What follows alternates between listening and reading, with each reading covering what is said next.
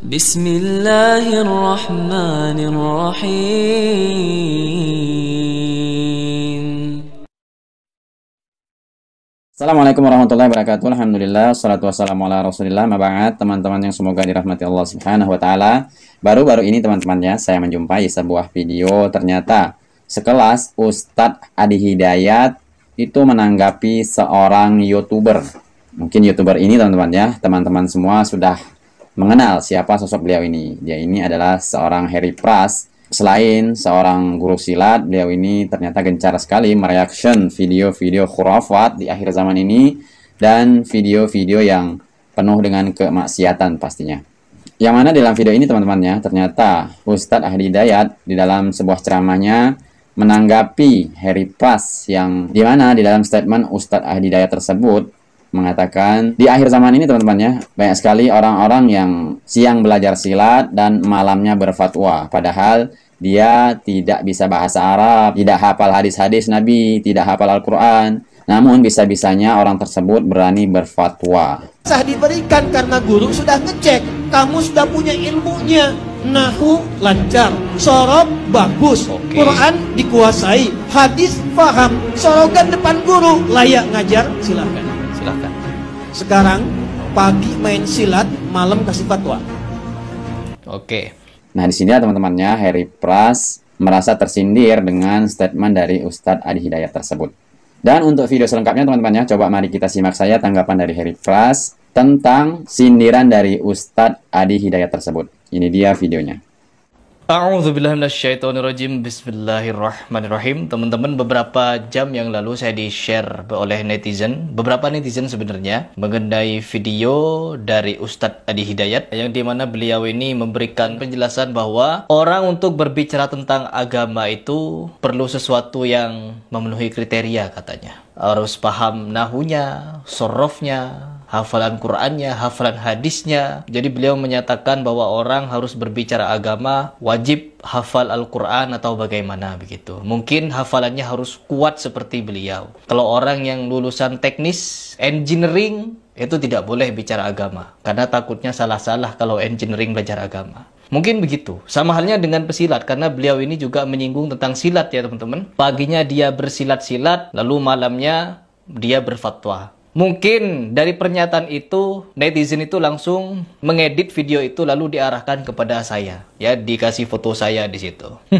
Kalau saya pribadi berbicara agama, itu bukan mewakili isi pikiran saya. Ya, ini saya ucapkan kepada Ustadz Adi Hidayat. Harry Pras tidak pernah berfatwa. Saya membahas tahlilan. Saya mengutip fatwa tarjih dari Muhammadiyah, yang dimana di situ diterangkan bahwa kenduri kematian, tradisi tahlilan itu diambil dari kebiasaan orang Hindu Buddha. Itu yang perlu dipelajari. Saya pernah membahas Asy-Syu'ara surah pemusik, yang Ustadz Adi Hidayat nyatakan kalau Asy-Syu'ara surah pemusik. Ketika saya menyatakan hal tersebut, saya tidak pernah berfatwa kalau pendapat itu salah. Tetapi saya mengutip dari beberapa asatid. Ya, saya mengutip pendapat dari orang-orang yang berkompeten di dalamnya, seorang doktor hafiz Quran, ahli tata bahasa Arab, yaitu Ustadz Dr. Muammar Ma'ruf. Bukan pendapat saya pribadi. Harry Pras tidak pernah berfatwa musik haram. Saya berhujjah kepada pendapat keempat imam mazhab, bahwa keempat imam mazhab tidak ada yang menghalalkan. Begitu. Entah kalian mau membolehkan, mau memakruhkan atau apalah, itu tanggung jawab kalian di hadapan Allah. Begitupun saya. Saya penggemar Ustadz Adi Hidayat. Saya pecinta UAS. Saya pecinta Habib Rizik Syihab dulu. Bahkan beberapa, kalau tidak salah 1 tahun yang lalu, saya pernah meminta pendapat kepada Ustadz Adi Hidayat mengenai hukum pertandingan silat. Karena apa? Saya kagum kepada Ustadz Adi. Saya tidak kagum kepada Ustadz Syafiq Bisalamah, Ustadz Firanda, Ustadz Khalid Basalamah, Ustadz Yazid Jawas, dan lain sebagainya yang ada di Salafi. Saya tidak kagum, malah saya benci. Makanya saya tidak pernah meminta fatwa kepada mereka. Saya minta fatwa kepada siapa? Kepada Ustadz Adi Hidayat. Banyak saksinya itu. Tetapi ketika semakin kesini, muncul video Ustadz Adi Hidayat memuji guru sekumpul. Di Kalimantan sana ada seorang wali, yaitu guru sekumpul wali min auliyaillah katanya.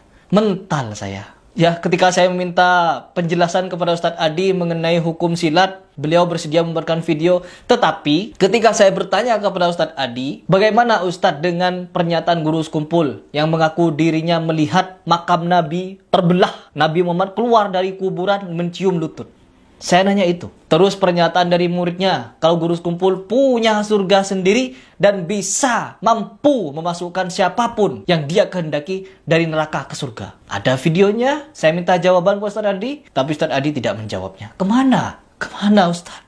Lalu belakangan, oh ternyata benar Ustadz Adi Hidayat memuji orang-orang sufi, teman-teman. Orang sufi-sufi tahayul khurafat. Dan makanya dari situ saya mulai mental dari Ustadz Adi Hidayat. Oh, saya kagum kepada hafalannya. Pojok kanan, kiri, bawah, kanan, kiri, bawah, atas. Yang gitu-gitu. Saya kagum itu. Tapi setelah diteliti oleh orang-orang yang ahli, ternyata tidak sedemikian. Ada juga yang salah-salah. Itulah kelemahan manusia. Tidak boleh gulu, tidak boleh memuji berlebihan, tidak boleh mengagumi berlebihan. Apalagi jelas-jelas di sini orang yang pecinta khurafat malah dikagum-kagumi. Guru sekumpul, siapa namanya yang kemarin itu? Gufron, sama itu. Dari sufi. Sufi semua itu. Makanya ceritanya halu. Berbicara dengan nabi ini, berbicara dengan malaikat itu, mencari ini. Saya wali kutub. Na'udzubillah. Seenak jidat ngaku-ngaku wali. Sedangkan pada zaman Umar, Abu Bakar, Utsman, Ali, semua ya Hasan, Husain, cucu Nabi Muhammad, gak ada di antara mereka yang mengaku-ngaku sebagai wali kutub. Gak ada.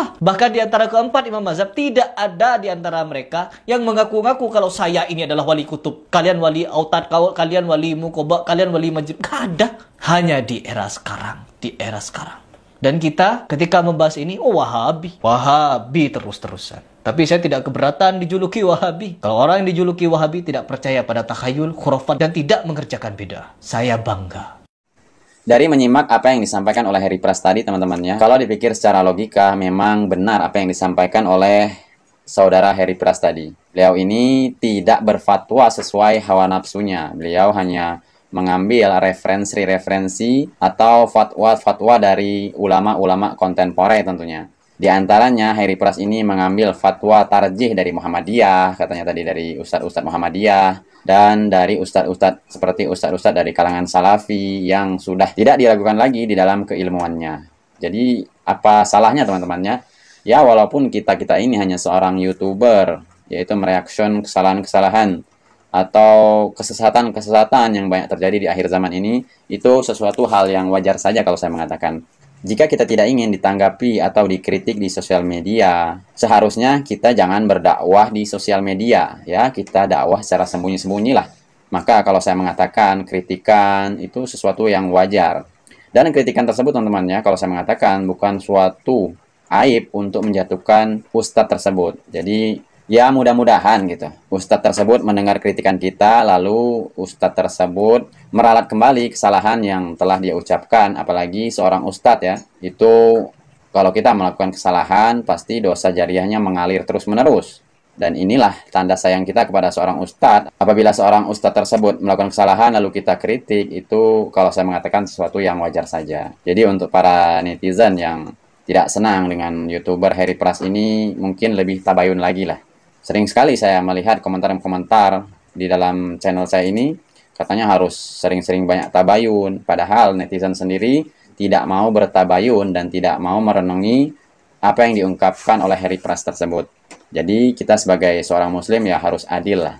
Dan kembali mengenai kritikan tadi, ya kalau saya mengatakan itu bukan suatu aib untuk menjatuhkan ustadz tersebut. Karena di dalam kritikan tersebut tidak ada kata-kata yang kasar, kata-kata yang kotor, apalagi sampai mengutarakan hal-hal yang buruk di dalam kritikan tersebut. Dan para ulama terdahulu juga sering teman-teman ya, jika ada seorang asatiz yang melakukan kesalahan, dan mereka juga para ulama dahulu sering sekali mengkritik ulama yang melakukan kesalahan tersebut. Dan kalau saya mengatakan ini sesuatu yang wajar karena sudah pernah dilakukan oleh ulama-ulama terdahulu.